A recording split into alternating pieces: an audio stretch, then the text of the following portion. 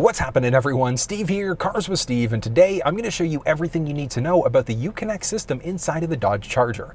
Very straightforward process, going to take about 15-20 minutes or so to go through everything, but if you have any questions, drop down in the comment section below, let me know. If you're looking for the fuller walk-around video, check down in the description below because I've put together a full walk-around on the Charger, looking at engine choices and a number of other things. But let's dive into it, have a little bit of fun, and see what the uConnect system is all about. Next up, taking a peek at the media screen. So a few things. Firstly, looking at the actual screen itself, when we look at the SXT, so the base trim level, it's going to be a 7-inch screen instead, but we do have the option of upgrading to this larger screen if we'd like to. Now, one thing to note, navigation is available as an option. It is not available standard inside of the vehicle when we get the screen, but if your vehicle does not have factory navigation, don't worry about it because we can use either Android Auto or Apple CarPlay inside of the vehicle. We're going to be touching base on that one in just a second. But looking at the basics, we've got our basic media menu there. Now, if we've changed to a station and we want to save it, all we're going to do is just press and hold one of the active stations there, and as you can see, it's changed it out for us. So it's very straightforward there. We can change between AM, FM, Sirius XM, and then if we had other things connected, like if we were connected over Bluetooth, if we had that aux cable or USB ports as well. So that's one of the cool things, because if we've got a USB cable connected, and I don't know, let's say maybe you've got MP3s on there, we've got the option of playing it directly through this screen as well, which I think is great. Moving down a tiny little bit, actually, let's stick there for a second. We can browse as well. So if we want to browse between our different presets, we can do it in a slightly different way. We can go over to the side as well. We've also got the option of changing between stations or songs. We can tune this way as well. So if we wanted to change out to a station that way, we can easily select it as well. So we can use that way. There is a tuning rocker a bit further down, but honestly, using the voice command prompt in the steering wheel is probably the best way to go. Moving into our audio, so we've got some basics for our audio settings, so we can adjust the actual balance and fade if we wanted to. We've got our equalizer, speed adjusted volume, surround sound, and a number of other things. And that's going to be the basics of the media tab. As we move down, so we've got our climate control settings as well. So climate control settings, we've got some more advanced settings there. As we start to move down a little bit, we've got some of the basic settings as well. So we've got some basics along the bottom, but as you can see there, we can figure out if it's going to our windshield face or to our feet, etc. We've got some more advanced controls. Now, these controls are not going to be standard in every trim level of the vehicle. So the heated, cooled seats are available in some packages. Same thing with the steering wheel. It's all going to depend on how you have your vehicle configured. But if yours doesn't have it, at a minimum, you're typically going to at least have the mirror dimmer, which is that auto dimming rear view mirror. So if lights are a little bit too bright behind us, we have that button pressed automatically, it's going to automatically dim the mirror for us. So I love the fact we've got that option. And we can jump into our settings as well. We can press it on the very bottom there or into our controls. We'll get to that settings in just a second and cancel that one out. Back into our climate control settings as well. So we do have dual zone climate control. So if somebody likes it a little bit hotter on that passenger side, we've got that option. We can press the sync button in order to bring it back to whatever the driver's side default is. We've got our basics for the fan control speed, which we can control through this middle screen as well, but we do have the option of adjusting it on the bottom by the climate control settings as well. Moving into our uApps, so a ton of different options there. We've got our travel link, we've got performance control, which we'll get to the performance control in just a moment. We've got driver heat, so we can turn on our heated or cooled seats, so high, low, etc. Passenger, same idea. Projection management, so this is an option in order to be able to look at our different phones. So we do have the option of connecting phones over Bluetooth if we wanted to, but we've also got Android Auto and Apple CarPlay capabilities, and this is essentially going to be where all of our paired devices are going to be stored. Moving back, we've got our SOS as well as our assist, so if we have any issues there. We've got our notification settings, performance pages, so that's going to take a sec to load up. There we go, perfect. All right, so our performance page is there. So as you can see, we've got our timers, we've got our various gauges and things like that. I love the fact that we've got this flexibility. We can see a little bit on the instrument cluster, but having the performance pages inside of this screen and the number of things that we can use, I think is it's an incredible idea. So again, same thing. Kudos to you, Dodge, for having this flexibility and giving people so many options, because we could look at an OBD2 reader running off of our phone instead, but we've got a lot of these basics here as well. And as you can see there, we've got our dyno tuning there, so we can kind of see what's going on with our horsepower, torque, and things like that. So I love this fact. So this is a really, really cool setting. Moving back down, as you can see there, we've got some more advanced settings. So we've got our app manager, heated wheel, we've got our media, climate, etc. So it's basically going to be all of the options that we've got in a little bit of a nutshell. Moving into navigation, so very straightforward. We've got a lot of different options there. We can just look at the map. We can enter in the address as well. Now, one thing to note that if your vehicle does not have factory navigation, not a big deal because we can use Apple Maps, Google Maps, or Waze. But all we're going to do is start typing. So we're going to just put in a local address there. And as you can see, it's given us a few different options. We're just going to select whatever one we'd like. Boom. few seconds, and we can route to. As you can see there, it's got the active route, Please and we're just going to press go. the highlighted route. Boom, and there you go. As you can see, we are now going on the route. So cancel it out there. As you can see there, we've got a few different options along the side. We can stop guidance if we wanted to, so cancel at the destination, and then we can also pull our menu back up again there. So very straightforward. We've got our basics, we've got our emergency, and then some more advanced navigation settings. So our navigation settings, we've got our map view, so we've got some different options there. We've got our zoom, point of interest icons, 3D city models, park areas, and a number of other things. So it really all depends on what do you want showing on the map itself. Our speed limit, do we want a speed limit shown, yes or no? So if we've got that turned on and we go over this posted speed limit and the vehicle picks up on the posted speed, we're gonna get a warning letting us know that we're going a teeny bit too fast. Moving back, we've got our GPS as well, so we can enter in some GPS coordinates if we wanted to search that route. We've got our map updates as well, so we do have the option of updating the map. So as of right now, we are current, and we can also download the system info to USB as well. So we've got a few different options there. Moving back again, that's gonna be the basics of the navigation system. Moving into phone. So we've got the option of easily connecting a phone if we wanted to. So what we're going to do, if we want to pair a phone, we're just going to hit yes. On our actual phone, we're just going to make sure that we turn on Bluetooth. And we're going to give that a second. Okay, we've got uConnect along the bottom, so we're just going to connect to that. Okay, we want to make sure that the PIN numbers match up, which in this case they do, so yes, and pair. Do I want to allow my contacts and favorites to sync? Yep, let's make sure that happens. Hey, pairing successful. So it supports phone and audio, so we're gonna hit OK.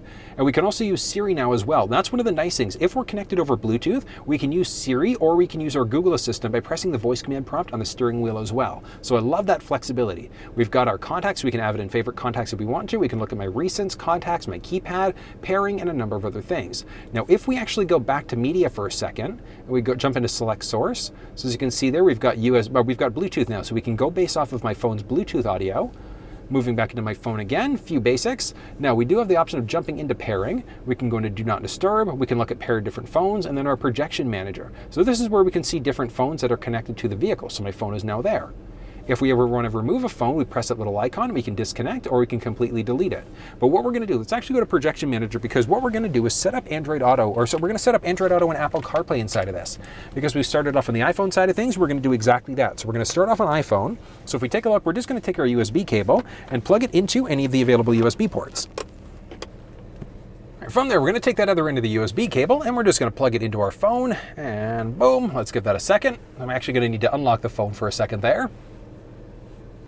Okay, do I want to allow CarPlay with uConnect while the phone is locked? Yep, I want to make sure that I do that. As you can see, I am connected. So as you can see there, we've got my phone, we've got my maps, messages, and we've also got Google Maps and Waze. So we can use Apple Maps, we can use Google Maps and Waze directly through this middle screen. So if your phone does not have factory navigation, don't worry about it, because we still have the option of using different map sources directly in this middle screen. So very straightforward there. Now, one of the nice things is that we do have the option of adjusting this out a little bit more. So if we go into our general settings on our phone and we jump into CarPlay, we can look at uConnect and we can customize the tray. So if you have a tendency to, I don't know, maybe you listen to podcasts a little bit more, drag it to the top. If you prefer to use Waze as well, drag that to the top. If you're never going to use audiobooks, if you're never going to use other things, you can kind of adjust as necessary. Now, one of the nice things is that if you ever mess up because you've changed things around a little bit too much, we just press the reset button along the top, and as you can see there, 3, 2, 1, it brings us back down to our factory defaults instead. So really, really nice. Moving back into the settings there again, as you can see, it's reset everything for us, so all of our different values. Now, if we ever need to get back to that main screen, we just go uConnect again, it brings us back to that default. We can jump back into CarPlay easily there as well. In order to be able to remove a phone from the vehicle, very straightforward. So what we're going to do is press the settings button along the bottom, and we're just going to scroll until we see our phone and Bluetooth. So phone, Bluetooth, we're just going to jump into our projection manager, and we can press there if we want to get back into CarPlay, and moving back down again. So we're just going to go into our Bluetooth setup, projection manager. We can disconnect if we want to. So my phone is now disconnected, which is nice because if we take a look, my phone is charging, but I'm no longer connected. So we're just going to be using Bluetooth instead, and we're back to factory navigation as well. But moving down, as you can see there, we can jump back into my phone easily. Moving back into our settings again, so we go into our phone Bluetooth, projection manager. We can reconnect to Android or Apple CarPlay by pressing that again, or we jump along the side and we can enable CarPlay if we want to. We can disable the device. So very straightforward there. We can also forget. Moving back, we go into our paired phones. As you can see there, my phone is connected. If we want to remove the phone, we can disconnect or we can delete. Boom, and as you can see, the phone is now deleted, and it's really that simple. Connecting an Android device is literally the exact same process. So what we're going to do, first and foremost, we're just going to make sure we jump into our Bluetooth on our phone, and we're just going to go add device. All right, so same thing. What we're going to do is just wait until this shows up. So we're just waiting for uConnect. As you can see, it's popped up, so we're just going to select it and give it a minute. Okay, same idea. We want to make sure that the pin numbers match up, which they do, so we're going to hit OK and yes. Bluetooth pairing, yes. Okay, allow access to messages, yes, let's allow that, and let's allow that as well. And as you can see, so it allows, so perfect, phone and audio support, and we are now connected. So jumping into my phone there, same idea. We've got my favorites, contacts, keypad, messages, and a number of other things. So very straightforward there. We are now running off of my phone. Now setting up Android Auto is the exact same process. All we're going to do is take our USB cable, plug it into any of the available USB ports. We're going to take the opposite end of that cable, and we're just going to plug it into our phone. Boom, and give it a second. Okay, here we go. So Android Auto would like to turn on Bluetooth, so we're going to hit next, and just waiting a second. Boom.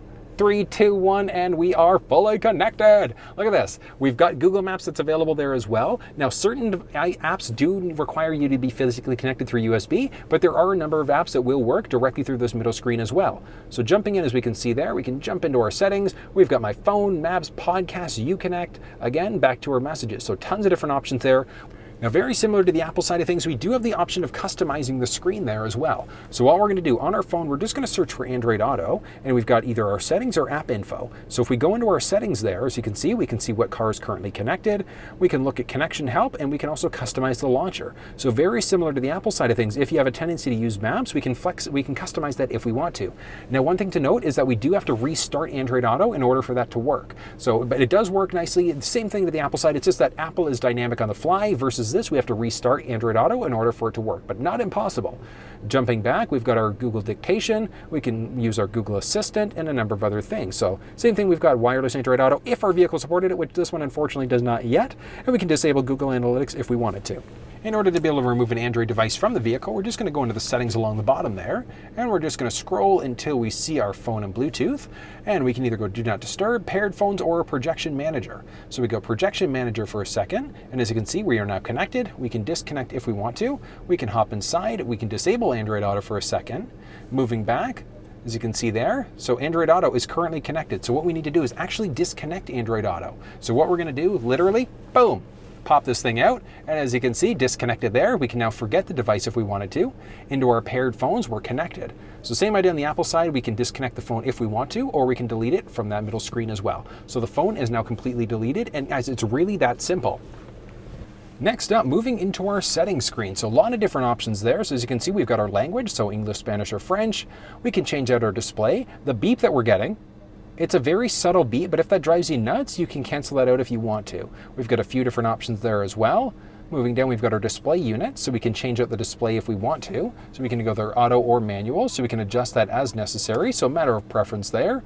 That touchscreen beep, if that drives you nuts, you can disable it if you really wanted to. Moving back, we've got units, so US metric, custom, etc.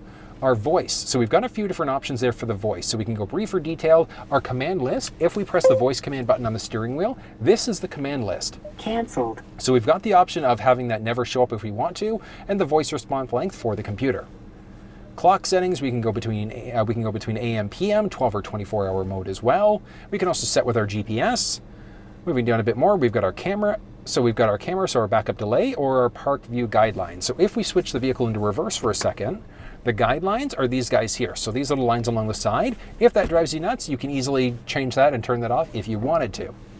Moving into our safety and driver assistance, so as you can see there, we've got Park Sense, which is going to be that reverse sensing system, so that beeping that we get as we back up. If that drives you nuts, you've got the option of disabling it if you want to. The volume, is it going to be a low, medium, or a high? Our blind spot system, so that lets us know if anybody's entered the blind spot on either side of the vehicle. You can turn that off if you want to, you can give it a chime or just the light. And then we've also got the Hill Start Assist. Moving down, we've got our mirrors and wipers. So one of the nice things is that rain sensing auto wipers, which means that the vehicle's automatically going to flip the wipers on and adjust them as necessary. Moving back a bit more, we've got some lights. So we've got our headlight delay. So when we go to lock the vehicle, how long does it turn off for? We've got our headlight illumination. So as we start to approach the vehicle, our headlights will turn on. We've got our headlights with our wipers as well. Moving down a bit more, we've got our doors and locks, so auto unlock on exit, which is nice. We've got our sound horn with the lock, so as we go to lock the vehicle, is it going to give us a beep, yes or no? And we've got a few other options there as well. So our passive entry, our number of key fob presses for the unlocks, etc. Moving into our seat and comfort, I should say. Easy exit seats. So if we have that one enabled, when we go to turn the vehicle off, it's actually going to pull the seat backwards and lift the wheel up in order to be able to easily get out of the vehicle. Now the wheel won't move if it's going to be manual, it's just when it's power. Same idea with the seats. So that setting may not be there for you. Our key off options, we've got a few other options there as well. Do we want that delay? Yes or no? Audio settings, so we've got, again, same thing. We've already been through this basics there earlier. Phone Bluetooth, same idea. We've got our basic settings there. We've got our Sirius XM set up. So if you're a little bit more of a heavier Sirius XM user, you've got a few different options that are available there. We can do a reset in order to bring us back to our factory default as well. So if you're selling the vehicle, just bring it back to our default there. And we can just look at our basic system information as well. And that is going to be the basics of the uConnect screen inside of this vehicle. Well, folks, that was a look at the uConnect system inside of the Dodge Charger. What did you think? I personally love it. I love the fact we've got Android Auto and Apple CarPlay. But if you ran into any issues, you need a little bit of clarification, drop down in the comment section below. More than willing to talk you through any issues that you might be having. If you enjoyed the video, give it a thumbs up. Think about sharing it with your social networks. And until I see you next time, make sure you stay safe.